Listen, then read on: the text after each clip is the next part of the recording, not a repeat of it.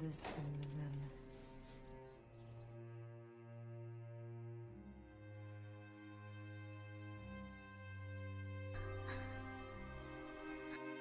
Halo sahabat rebahan dimanapun kalian berada, apa kabarnya nih hari ini? Semoga kalian dalam keadaan baik-baik saja. Dan seperti biasa jangan lupa kalian pastikan dulu jaringan seluler dan wifi tetangga Anda dalam keadaan aman-aman saja supaya kalian bisa menonton videonya tanpa gangguan yang tidak diinginkan.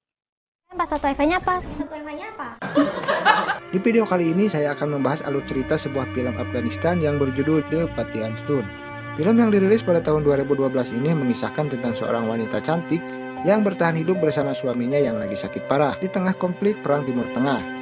Dalam situasi yang sangat rumit ini, si wanita ini pun untuk memenuhi kebutuhan sehari-harinya terpaksa harus menjual sesuatu yang sangat berharga di dalam hidupnya. Apa itu? Yuk kita langsung aja ke ceritanya.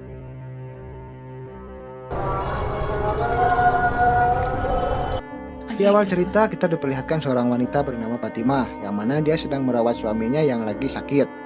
Dia menderita penyakit stroke akibat kondisi vegetatif, sebuah kondisi disfungsi otak yang dimana si penderita mengalami koma tapi masih bisa membuka mata. Namun Fatimah dengan sabar dan penuh kasih sayang, dia selalu menjaga suaminya setiap hari. Tapi Fatimah mulai cemas dengan kondisi suaminya yang tak kunjung membaik.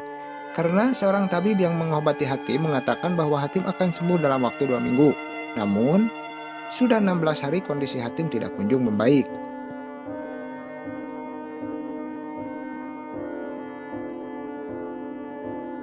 Fatimah hidup bersama suaminya yang lagi sakit beserta kedua anaknya yang masih kecil. Mereka hidup di sebuah desa di wilayah Timur Tengah yang mana saat itu sedang mengalami konflik peperangan. Melihat kondisi suaminya yang tak kunjung membaik, hari itu Fatimah mengajak kedua anaknya untuk pergi ke apotek, yaitu untuk mengutang cairan infus. Tapi sesampainya di apotek tersebut, pemilik apotek tidak memberikan cairan infus ke Fatimah karena katanya Fatimah sudah terlalu banyak berhutang ke apotek tersebut. Lalu Fatimah pun kembali ke rumah dengan tangan kosong. Kemudian dia mengganti cairan infus tersebut dengan campuran air gula dan air garam. Fatimah selalu melakukan hal itu ketika stok cairan infus di rumahnya sudah habis. Yang penting suaminya bisa terus bertahan hidup.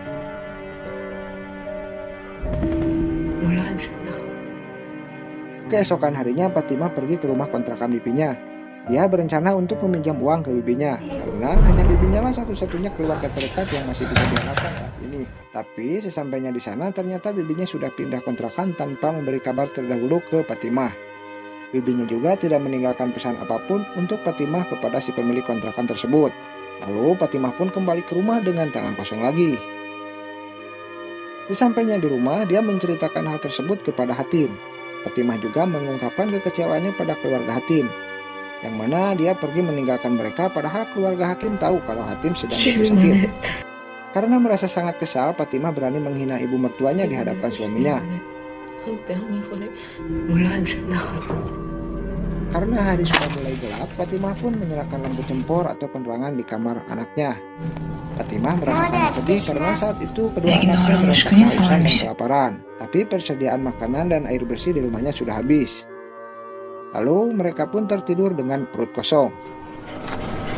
Keesokan harinya lagi, seorang ulama pengurus masjid setempat mendatangi rumah Fatimah. Ulama itu mengajak Fatimah untuk berdoa bersama saudara muslim yang lain di masjid untuk kesembuhan Hatim, tapi Fatimah menolak dengan sopan karena saat itu dia sedang menstruasi. Lalu ulama itu mengatakan kalau dia akan kembali beberapa hari lagi untuk doa bersama.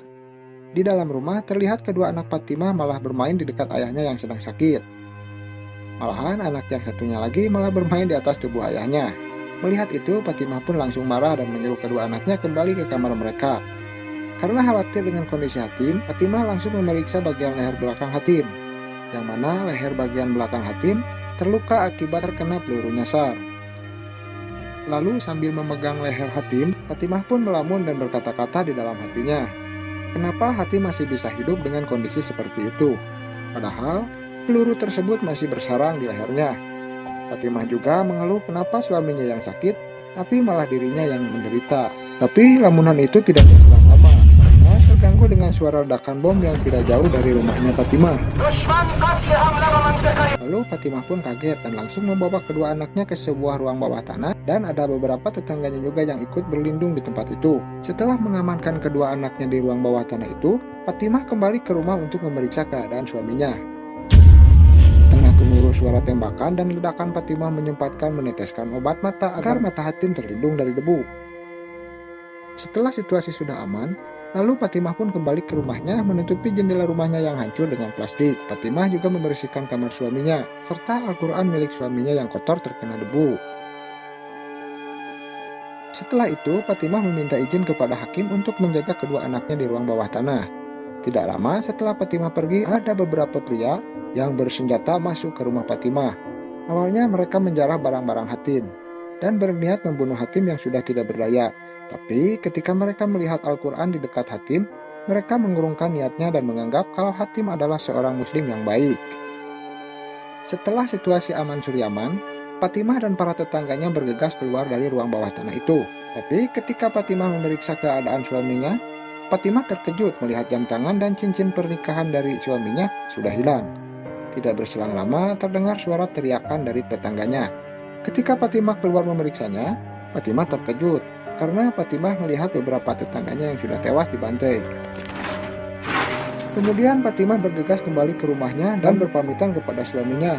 Fatimah membawa kedua anaknya pergi untuk mencari bibinya.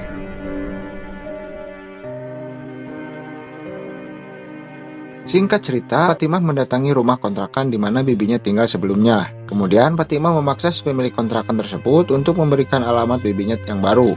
Akhirnya si pemilik kontrakan tersebut memberikan selembar kertas yang berisikan alamat bibinya sekarang. Fatimah pun langsung mendatangi alamat tersebut dan berhasil menemukan bibinya. Ternyata sekarang bibinya bukan tinggal di sebuah kontrakan, tapi sekarang bibinya tinggal di rumah bordir dan menjadi seorang PSK. Bibi Fatimah pun kemudian bercerita bagaimana dia bisa menjadi seorang PSK. Beberapa tahun yang lalu dia dijodohkan dengan seorang pria kaya oleh orang tuanya.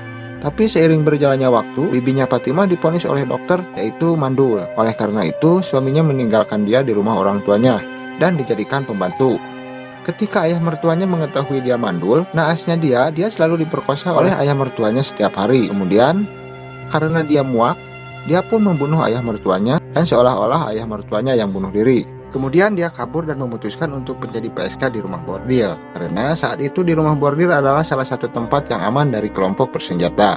Setelah Fatimah berhasil menemukan bibinya, kemudian mereka ngobrol panjang, sehingga menghabiskan kopi 2 gelas dan goreng bakwan 2 piring. Setelah makanan habis, kemudian Fatimah berbicara ke intinya, yaitu untuk meminjam uang dan menitipkan kedua anaknya ke bibi Fatimah.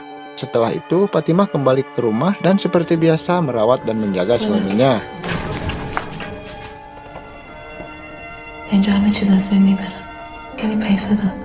Kemudian Fatimah mengungkapkan kesedihan selama bersama Hatim selama 10 tahun semenjak mereka menikah. Dia mengungkapkan ke suaminya bahwa Hatim jarang ada di sisinya karena sibuk berjuang di medan perang. Bahkan di hari pesta pernikahannya saja, Fatimah hanya duduk bersama foto Hatim.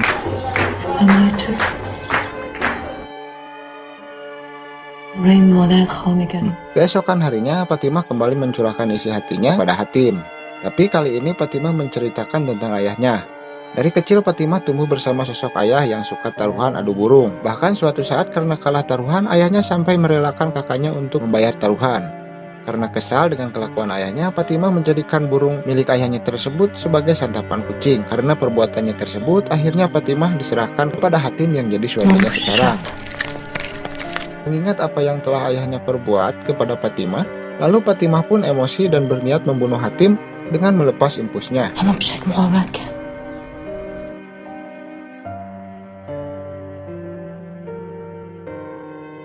Kemudian setelah itu Fatimah pun kembali menemui bibinya dan menceritakan apa yang sudah diperbuat kepada suaminya. Walaupun emosinya meluap, Fatimah tetap merasa bersalah atas apa yang sudah dilakukan terhadap suaminya. Fatimah juga mengatakan semenjak suaminya sakit, dia bisa mencurahkan isi hatinya. Tapi dulu ketika suaminya sehat, dia tidak pernah bisa mencurahkan isi hatinya. Mendengar curahan hati Fatimah, bibinya teringat dengan apa yang diucapkan ayahnya dulu. Dia pernah bercerita kalau ada sebuah batu ajaib bernama batu kesabaran, yang mana batu itu bisa menampung semua curahan hati. Jika batu itu sudah menampung semua curahan hati, maka batu kesabaran itu akan hancur berkeping-keping. Setelah itu, orang yang mencurahkan isi hatinya akan merasa bebas dan bahagia. Setelah mendengar cerita batu kesabaran dari bibinya, Fatimah kembali pulang menemui suaminya. Sesampainya di rumah, kemudian Fatimah memandikan suaminya sambil meminta maaf kepadanya. Dan lagi-lagi dia mencurahkan isi hatinya kepada suaminya. Sambil mencurahkan isi hatinya, Fatimah mulai menganggap kalau suaminya adalah batu kesabaran yang dia miliki. Setelah itu kemudian tidak disangka dan tidak diduga, dan juga Fatimah tidak tahu dari mana arahnya. Juk-juk jelegedeg ada ulama datang ke rumahnya, kemudian memberitahu ke Fatimah supaya dia tetap tinggal di rumah karena kelompok bersenjata akan meluncurkan lebih banyak roket dan mengirim pasukan ke daerah mereka. Fatimah pun segera menyembunyikan suaminya di dalam ruangan rahasia karena ruang bawah tanah saat itu sedang kebanjiran. Ketika Fatimah akan keluar dari rumah, tidak diduga dan tidak disangka dan juga tidak tahu dari mana arahnya, sudah ada 2 orang bersenjata masuk ke rumahnya dan menodongkan senjata ke Fatimah. Lalu salah satu dari mereka kemudian menginterogasi Fatimah. Kemudian Fatimah di situ berbohong, dia mengaku sebagai janda anak 2 dan bekerja sebagai PSK, agar dia tidak diperkosa oleh si kelompok bersenjata tersebut. Mendengar itu, si pria bersenjata langsung marah dan menghina Fatimah karena dia sebagai penista agama. Bahkan pria itu langsung pergi dari rumah Fatimah. Keesokan harinya kemudian Fatimah kembali menemui bibinya dan lagi-lagi meminjam uang untuk membeli cairan infus. Setelah itu kemudian Fatimah membeli cairan infus dan kembali ke rumah mengganti cairan infus suaminya. Tak selang lama Fatimah mendengar banyak suara tembakan di luar. Kemudian Fatimah pun memutuskan untuk sembunyi dan tidur di rumahnya. Lalu keesokan hari saat Fatimah bangun tidur, Fatimah terkejut melihat seorang pemuda bersenjata masuk ke rumahnya. Pemuda itu bernama Salim Waslim. Kemudian Waslim langsung menghamburkan uangnya dan memaksa Fatimah untuk melayaninya. Dengan terpaksa Fatimah langsung melayaninya. Tapi hanya beberapa detik saja, Waslim langsung mengalami ejakulasi dini. Karena ternyata itu adalah pertama kalinya Waslim melakukan hal tersebut. Kemudian Fatimah tetap berusaha tenang, seolah-olah dia memang seorang PSK. Ketika Waslim pergi, Fatimah langsung menangis karena merasa sangat berdosa atas perbuatan tersebut. Tak lama setelah kejadian itu, Fatimah langsung menceritakan apa yang dialaminya ke suaminya. Kemudian Fatimah juga menggambarkan Waslim sama seperti suaminya dulu yang tak pernah bisa memuaskan hasratnya. Kemudian setelah itu Fatimah pun pergi untuk membeli keperluan obat-obatan suaminya dengan uang yang diberikan oleh Waslim. Setelah pulang berbelanja, saat itu Fatimah menyempatkan diri untuk mampir ke rumah bordil tempat bibinya tinggal. Kemudian dengan tidak disengaja, di sana dia memergoki kedua anaknya sedang mengintip salah satu PSK yang sedang melayani pelanggannya. Melihat itu, Fatimah pun langsung memarahi kedua anaknya dan meminta mereka untuk bersikap sopan. Lalu Fatimah kembali ke rumahnya dan mengobati suaminya. Saat Fatimah sedang menjemur pakaian, tidak diduga dan tidak disangka dan tidak tahu arah datangnya dari mana, si Waslim datang lagi ke Fatimah dan membawa uang yang banyak. Kemudian Waslim minta dilayani kembali oleh Fatimah. Namun kali ini Fatimah tidak merasa keberatan, malah langsung mengajak Salim ke rumahnya dan masuk ke kamar.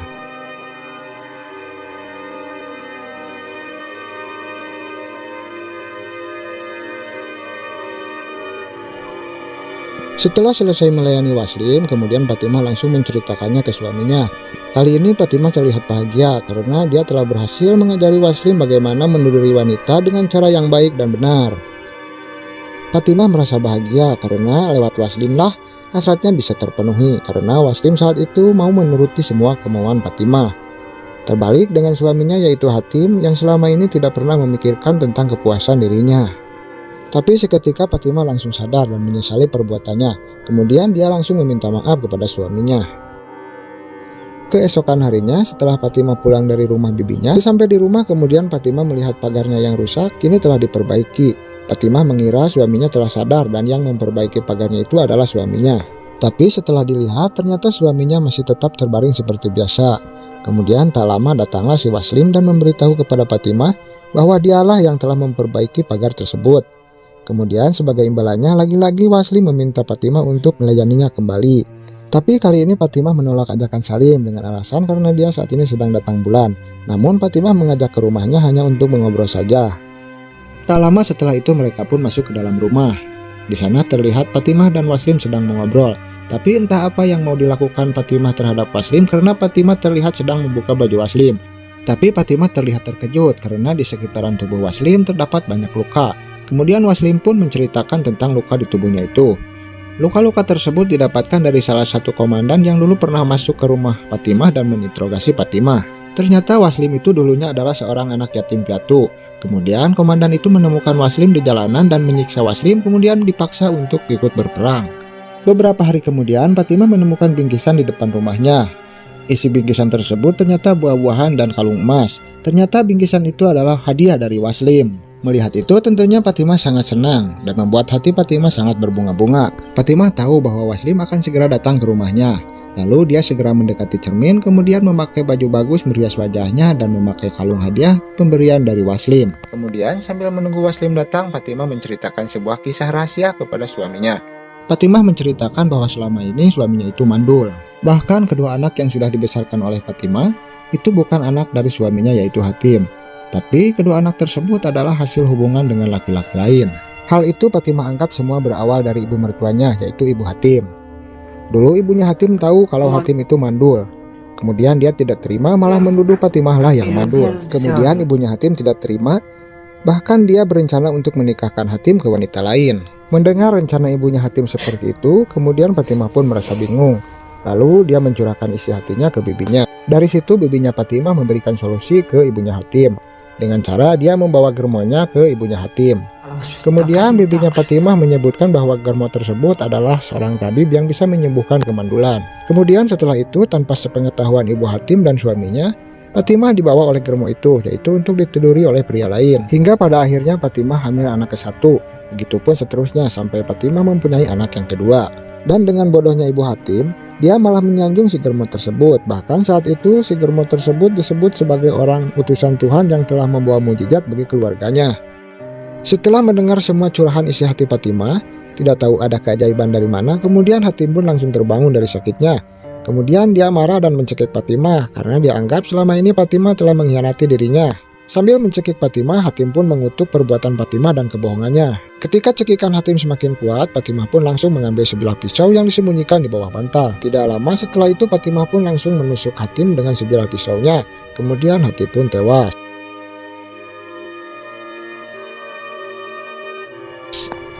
Tak lama setelah kejadian itu si Waslim pun datang. Dia melihat Hatim bersama Fatimah yang sudah berlumuran darah. Tetapi terlihat Fatimah yang tersenyum kepada Waslim. Seakan-akan dia sudah terbebas dari semua penderitaannya dan dia akan hidup bahagia selamanya. Dan cerita pun berakhir. Itulah tadi alur cerita dari film The Batian Stone 2012. Saya berharap video ini bisa memberikan sedikit gambaran mengenai jalan cerita film ini dan membuat kalian semakin penasaran untuk menonton film ini. Jika kalian suka dengan video ini, jangan lupa untuk like, komen, dan subscribe channel ini. Terima kasih. Akhir kata, Assalamualaikum warahmatullahi wabarakatuh.